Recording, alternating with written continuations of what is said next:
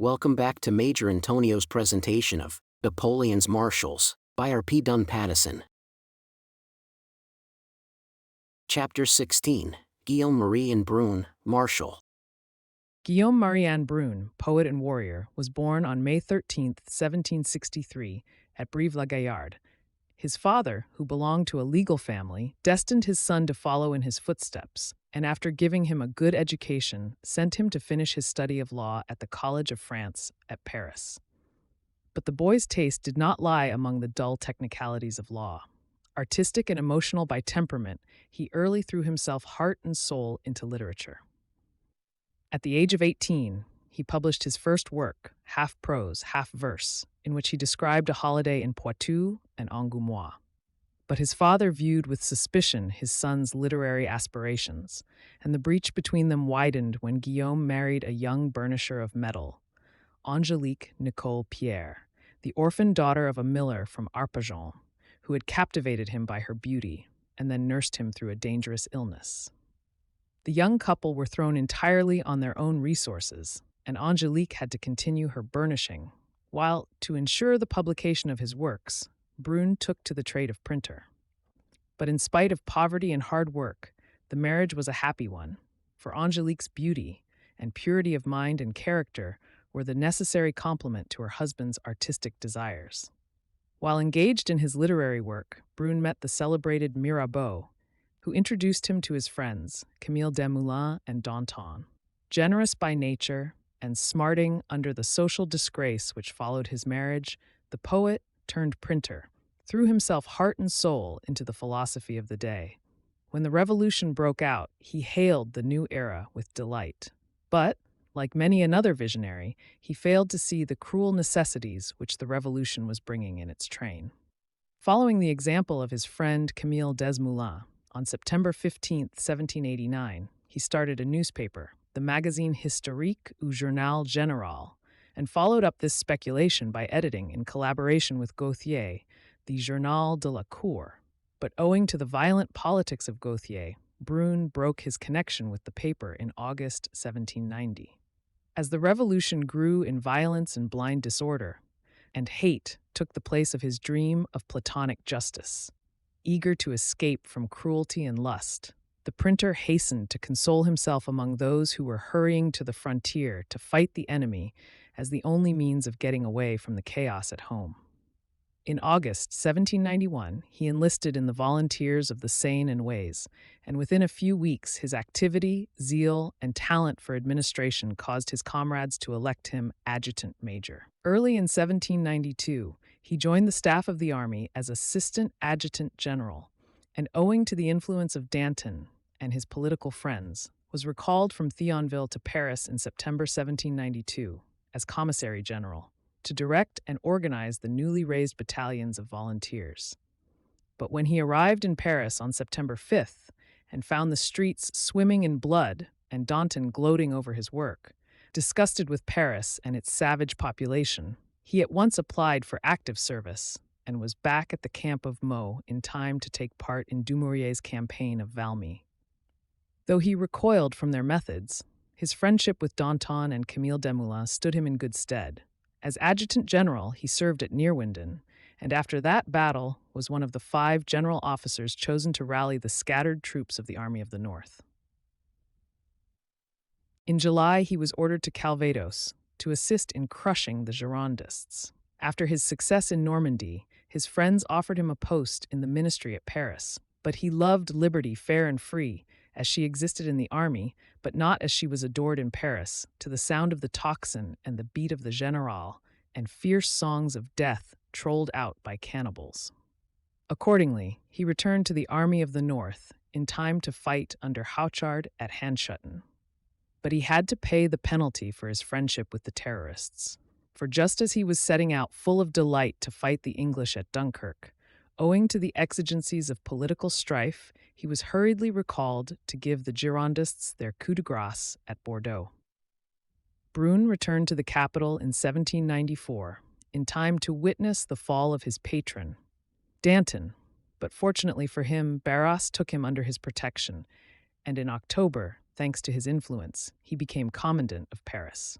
For a whole year, the general held this post, and on October 5th commanded the second column, while Bonaparte with the first column ended the reaction of the Terror with a few rounds of grape shot.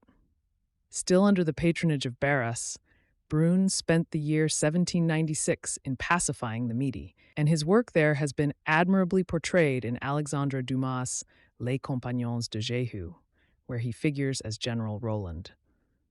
From this vexatious and wearisome struggle against hostile countrymen, he was summoned to Italy at the beginning of 1797, and was present with MASSÉNA's division at the Battle of Rivoli. Under MASSÉNA, he fought through the campaign, which ended at Leoben, and attracted the notice of Bonaparte by his courage and goodwill. In reward for his services, he was created general of division. From Italy, the general, with his division, was sent in October to join the Army of England. While marching north, it was suggested that he should take the post of ambassador at Berlin. But when the troops heard of this offer, they asked the adjutant general to write to their commander, saying, "Listen, General, your division charges me to tell you not to give up fighting. The division will bring you honor, and that is much better than an embassy." However, there was to be no question of an embassy, for on February 7, 1798, the directors sent him to take over the command of the French troops whose duty it was to annex Switzerland to France. This was the general's first independent command, and though the campaign added to his military reputation, unfortunately it left a stain on his honor.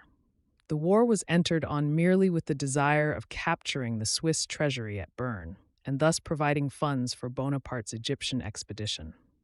Brune had learned his lesson in Italy, so the campaign was short, in spite of the difficulty of the country and the patriotism of the Swiss. Writing to Bonaparte, the general explained the cause of his success. "From the moment I found myself in a situation to act, I assembled all my strength to strike like lightning. For Switzerland is a vast barrack, and I had everything to fear from a war of posts. I avoided it by negotiations which I knew were not sincere on the part of the Bernese, and since then I have followed out the plan which I traced to you. I think always I am still under your command." The crushing of the Swiss peasantry and the capture of Bern were followed by the hour of spoliation. No less than £1,700,000 were wrung from the wretched Swiss.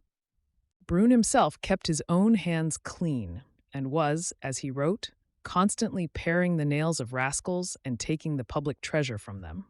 But the fact that he was officially responsible for the spoliation and that his own share of the plunder was £32,000 caused his name to be loathed throughout the length and breadth of Switzerland. And to rob like a Brune became a proverb which was eagerly seized on by his detractors.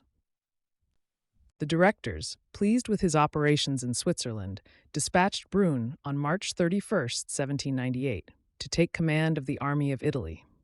His task was a difficult one, for at Rome and Mantua the starving troops had mutinied, while the contractors and agents of the directors were amassing huge fortunes. To complicate the situation, the general was encumbered by a civil commission, whose duty it was to supervise the governments of the Cisalpine Republic. Trouvé, the moving spirit of the commission, had but one idea: to curb the growing democratic spirit of the Piedmontese. The commander-in-chief, whose love of freedom had not yet been blunted, violently opposed Trouvé, and at last forced his views on the Directory, and Trouvé was replaced by Fouché. But it was too late. The mischief had been done. The Piedmontese would no longer bear the French control. "This, then," they cried, "is the faith, the fraternity, and the friendship you have brought us from France." In spite of Brune's efforts to restore confidence, they had lost all faith in French honor, and on December 6th, his successor found himself forced to expel, at the point of the bayonet, all senators opposed to the French interest. Leaving Italy in November, Brune found himself sent at the beginning of 1799 to Holland, where danger was threatening. It was evident that England was going to make an effort to regain for the Prince of Orange his lost possessions.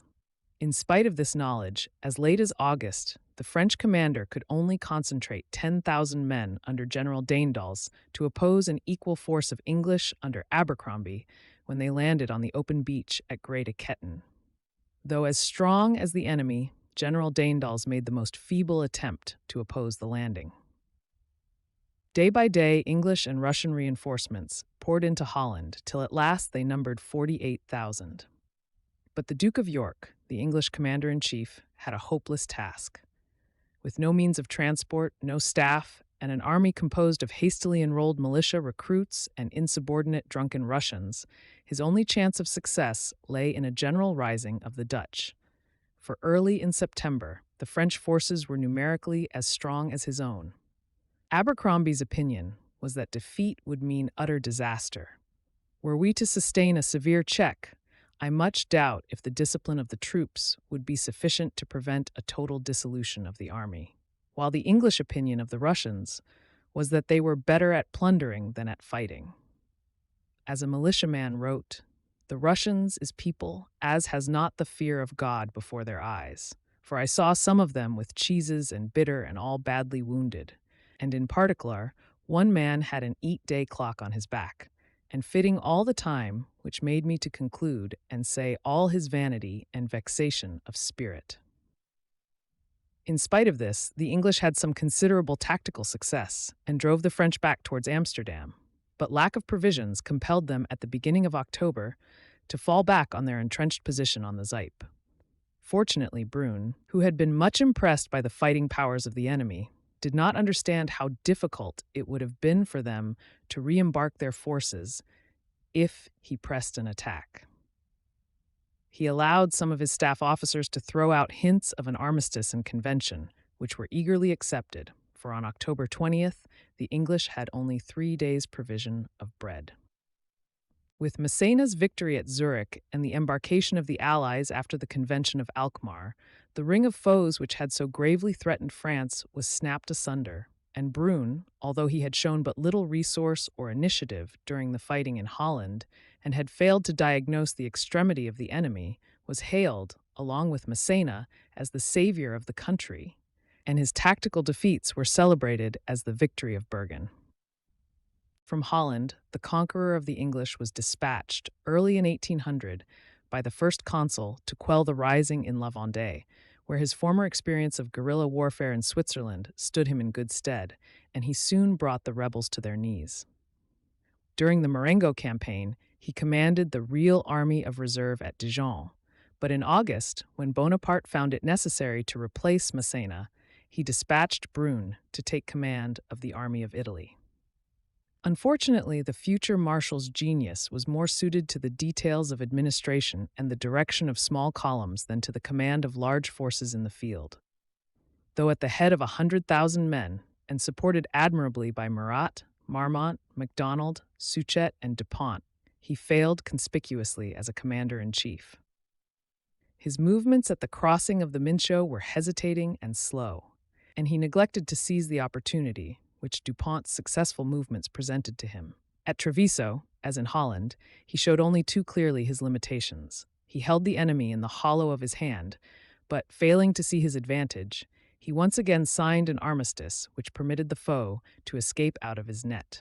On his return to France, the first consul regarded him with suspicion. His well-known Republican opinions did not harmonize with Bonaparte's schemes of self-aggrandizement. The first consul had a very poor estimate of his military ability, but the people at large still hailed him as the savior of Holland and France. Bonaparte treated him like all those whom he suspected, but whom he could not afford to despise, and under the pretext of a diplomatic appointment, he practically banished him to Constantinople. Diplomacy was not Brune's forte, and after 18 months' residence in Turkey, he was obliged to quit the Porte, which had fallen entirely under Russian influence. The general was still abroad when the emperor created his marshals. His appointment of Brune, like his appointment of Lefebvre, was part of his scheme for binding the Republican interest to his dynasty. For his opinion of the marshal's talent was such that he scarcely ever employed him in the field. From 1805 to 1807, Brune was occupied in drilling the troops left at Boulogne. In May 1807, he was appointed to command the reserve corps of the Grand Army, and when in July the King of Sweden declared war on Napoleon, he was entrusted with the operations round Stralsund and captured that fortress and the island of Rügen. During this short campaign, the Marshal had an interview with Gustavus of Sweden and tried to point out to him the folly of fighting against France. A garbled account of this interview, full of unjust insinuations, came to Napoleon's ears. In anger, the emperor sent for Brune and taxed him with the false accusations. The Marshal, furious that his good faith should be suspected, refused any explanation and merely contented himself with repeating, "It is a lie." The emperor, equally furious at his obstinacy, deprived him of his command. The result of this quarrel was that for the next 5 years, Brune lived at home in disgrace. On the Restoration, he made his submission to Louis XVIII and received the Cross of St. Louis. But in 1815, on the return from Elba, he answered the emperor's summons, for Napoleon could no longer afford the luxury of quarreling with generous Frenchmen who were willing to serve him. Remembering the Marshal's talent for administration and a war of posts, he offered him the command of the Midi. Brune hesitated. Napoleon had treated him disgracefully, but in his generosity, he was ready to overlook all that. Still, he knew well that the empire was not the Republic. Yet he preferred Napoleon's regime to that of the Bourbons, and at last he accepted, but set out for his new duties depressed and not at all himself. The difficulties he had to contend with were enormous. The Austrians and Sardinians were massing on the frontiers, the Allied fleet commanded the Mediterranean, while Provence was covered by bands of brigands who called themselves royalists. Marseille, the fickle, which had given France and the Republic the Marseillaise, was now red-hot legitimist. So the news of Waterloo and of Napoleon's abdication came as a relief to the harassed Marshal, who was only too glad on July 22nd to hand over Toulon to the English. Thereon, in obedience to the command of the king, he set out for Paris. Well aware of the disorder in the Midi, the Marshal asked Lord Exmouth, the commander of the British squadron, to take him by sea to Italy, so that he might escape the danger which he knew threatened him from the hatred of the Royalists. Unfortunately for the fame of England, Lord Exmouth refused in the rudest terms, calling him the Prince of Scamps and a blackguard. Accordingly, he set off by land, receiving a promise of protection from the Royalist commander, but no escort. With his 2 aides-de-camp, he reached Avignon in safety, but there he was set on by the mob, chased into a hotel and shot in cold blood, and his body thrown into the Rhone. A fisherman by night rescued the corpse, and for many years the body of the Marshal reposed in the humble grave where the kind-hearted fisherman had placed it. Meanwhile, the government sanctioned the story that he had committed suicide. But at last, the persistence of his widow compelled an inquiry, when the truth was revealed, and it was proved without doubt that the murder had been connived at by the authorities. The inquiry further revealed that the real cause of the Marshal's death was not so much the measures he had taken to stamp out the bands of royalists during his command in the Midi as his old connection with Camille Desmoulins and Danton. In spite of the fact that he was not in Paris during the September massacres and that he was constantly employed with the army, rumor said that it was Brune who had carried round Paris the head of the Princess Lamballe on a pike. And the cunning revival of this story by the leaders of the White Terror had roused the mob to commit the outrage. The story was absurd. The archives of the War Office proved beyond doubt that he was not in Paris at the time of the execution of the princess. Strange to say, the Marshal himself years before seems to have foretold his own death when, writing about the terrorists, he composed the following lines. "Against 1,200 rise, assail and smite him till he dies. Yet blood, they say, we spare to spill, and patriots we account them still. Urged by martial ardor on, in the wave their victim thrown, return their frantic joy to fill. Yet these men are patriots still."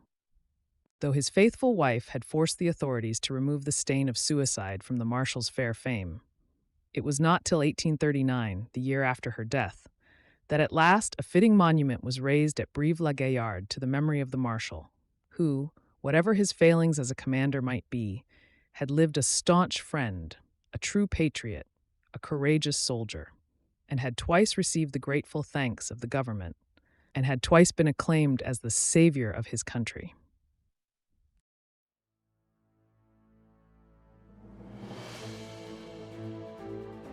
This concludes Chapter 16 of Napoleon's Marshals, by R.P. Dunn-Pattison. Join us also for Chapter 17, about Adolphe Mortier. Subscribe to Major Intonio's channel. We'll get back to you next week. Thank you very much, and so long.